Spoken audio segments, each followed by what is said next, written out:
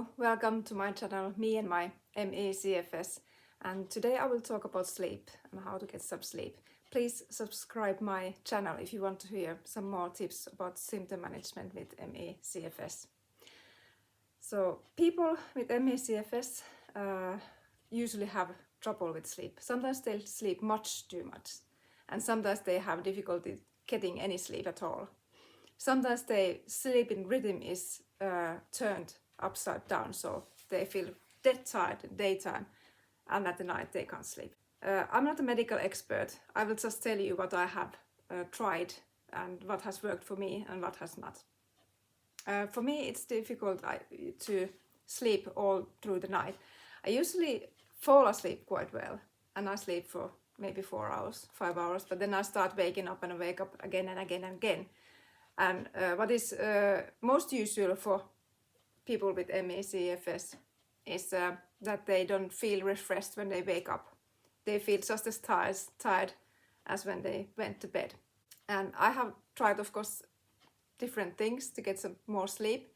Once a doctor prescribed me sleeping pills, and I was of course glad to try them, but they didn't really work for me. I started feeling after 1.5 weeks of eating those sleeping pills, I started feeling really odd in the evenings. I was restless and I couldn't concentrate, so I decided to stop the medication. I talked to my doctor first, and he said it's okay, just can stop just like that, like cold turkey.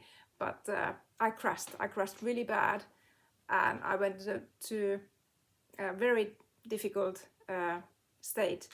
And I just got much worse, and I couldn't sleep at all. So I had to go back to the medication, and because I was addicted to it already, I didn't realize that.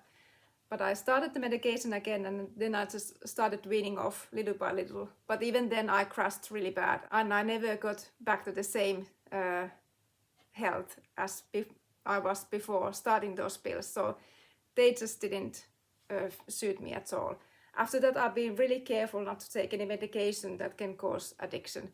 But of course, some patients with ME/CFS find the sleeping pills that they're useful, and they are fine with them. So it's not for everybody. It's not for everybody, but for somebody it might work. But just maybe it's good to be careful and talk to your doctor about addiction as well before you start any medication for sleeping problems. I'm lucky because melatonin works for me, and where I live I can buy it over the counter at the pharmacist. So I take melatonin in the evening, an hour before I'm going to bed, and sometimes I take another pill during the night because it helps me to fall asleep, but then I wake up again. I know it doesn't work for everybody. I have also tried L-theanine, which is kind of an extract from tea. I've tried aswagandha, Valerian, and CBD-oil. CBD-oil was pretty good. I think it had some sort of relaxing effect on me. But I have also noticed that I need the certain kind of autonomic nervous stimulation to be able to sleep well. If my sympathetic nervous system is too activated, so I have too high resting heartbeat and too low heart rate variability. I measure them with my ring. So if usually it's that my body is in a stress reaction, I can't sleep well. But if I'm too relaxed, I can't sleep well either. So it has to be in a kind of in the middle. And sometimes I notice that if I can't always, but if I can drink a glass of wine before I go to bed, I sleep better because it raises the resting heartbeat a bit, and I'm not too relaxed then. But I'm not selling that you should drink wine to get to sleep better. I only tried like every 2 weeks or something, and maybe it's not good in other ways, but sometimes it's nice to sleep all the way through the night. And actually one doctor has told that it's probably because you are too relaxed and your blood pressure is too low at night that you wake up during the night, and sometimes it's good to do something that activates you. Of course, it depends if you can get out of bed or a bedbound and what can you do, but sometimes a little bit of exercise, not too much, is good. if you wake up at night and you want to fall asleep again. And of course there's these different relaxation methods, like I recommend trying yin yoga. If you search from YouTube, you can find yin yoga for beginners or yin yoga for bedtime.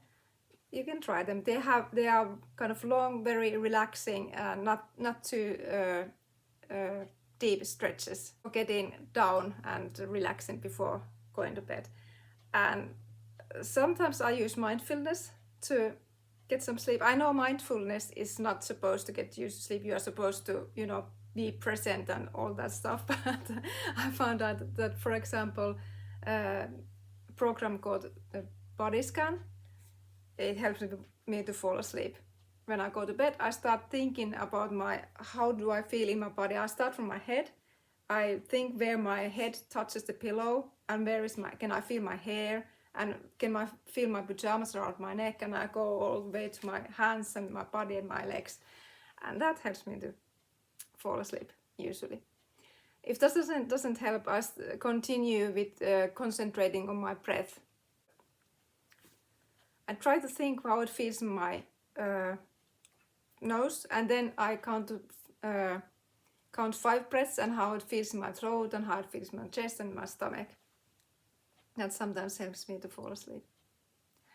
I have got weight blanket as well. I think it's 7 kilos. It's supposed to be about 10 or 15% of your body weight. But if you are very sensitive to exhaustion, physical exhaustion, you have to be really careful with weight blankets, because it's difficult to pull on top of you. Sometimes I ask my husband to do it because it's heavy. And when I started using it, I found out that I get worse when I turn around and under the blanket. Especially my legs felt like lead in the morning. But I learned if I straighten my legs first, I put them straight and then turn, then that's okay. So I just had to learn a new tactic to sleep and to turn around in bed when I started using it. And it helps a bit. I also use earplugs because I am sensitive to noise, especially in the evening and night when the surroundings are quiet. Even my husband breathing at night can feel painful in my ears, so I use earplugs. I have also got this electronic mattress.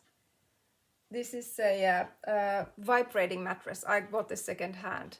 So it kind of vibrates, and that has got relaxing effect on your autonomic nervous system.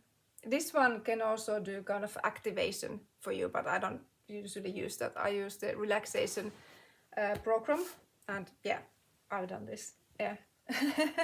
When I was still able to do crochets, I made this I love it. It's so warm. And yeah, I just lay down because sometimes I have difficulties, especially during daytime, to get naps. I feel that I can't stay awake. I'm much too tired, but I can't sleep either. So I go down and lie down on the bed, and I put the vibration on, relaxation program, and I lie there for half an hour. I usually get a little bit of sleep anyway, and it's better than no sleep at all. And sometimes I come here at night as well. I recommend that you try one before you buy your own, because some people with ME CFS are really sensitive to any kind of vibration or tremble or things like that. And you might get crash, post-exertion or malaise from this kind of mattress.